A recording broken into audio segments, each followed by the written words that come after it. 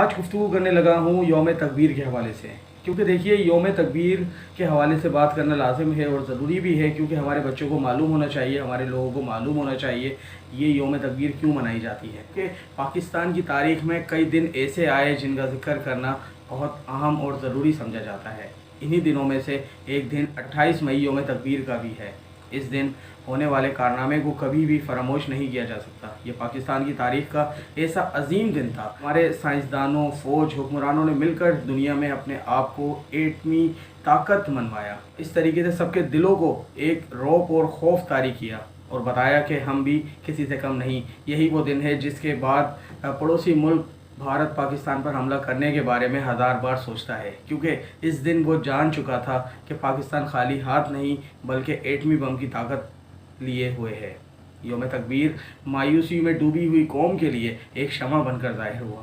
اس دن سے پہلے ہر رات خوف کی رات، ہر دن غم کا دن تھا۔ بھارت کبھی سرحدوں پر بمباری کرتا تو کبھی لین دین اور تجارت روک کر معاشی صورتحال کو برباد کرنے کی کوشش کرتا، کبھی دریاؤں کا پانی روک کر قحط کی صورت پیدا کرتا تو کبھی پانی کھول کر سیلاب برپا کر دیتا۔ ایٹمی ٹیسٹ ایک اہم عنصر تھا جس کے نتیجے میں پاکستان نے دھمکی دی اور سوچا کہ ایٹمی صلاحیت کو فروغ دینا ملک کی حفاظت اور بقا کے لیے بہت ضروری ہے۔ بھارت کے ایٹمی ٹیسٹ کے بعد پاکستان کی حکومت نے زور دیا کہ پاکستان کا جوابی وار کرنا ضروری ہے۔ 1 مئی 1998 میں 5 ایٹمی ٹیسٹوں کے سلسلے میں ہندوستانی سیاستدانوں اور عوام نے یہ خیال کیا تھا کہ اب ان کے پاس ایٹمی ٹیکنالوجی کی صلاحیت اس خطے میں موجود دشمن ملک سے بہت آگے نکل گئی ہے۔ لیکن 11 مئی 1998 کو ہندوستان نے دھماکے کے تجربہ کیا اور 13 مئی 1998 کو ایک اور ایٹمی آزمائش کا تجربہ کیا، جو کہ علاقے میں اسٹریٹجک طاقت کو ظاہر کرنے کے لیے تھا۔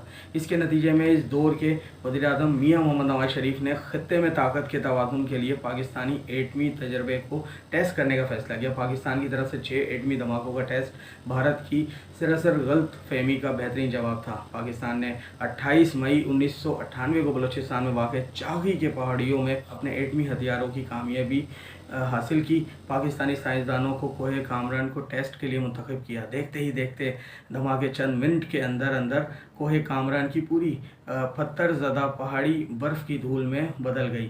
اس کا کامیاب ایٹمی ٹیسٹ کے نتیجے میں پاکستان دنیا کی 7ویں ایٹمی طاقت اور مسلم دنیا کی پہلی جوہری طاقت کے طور پر نمودار ہوا۔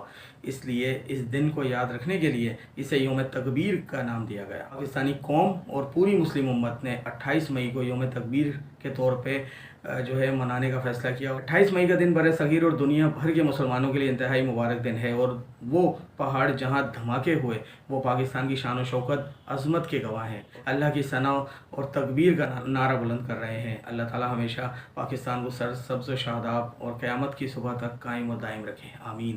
تو جناب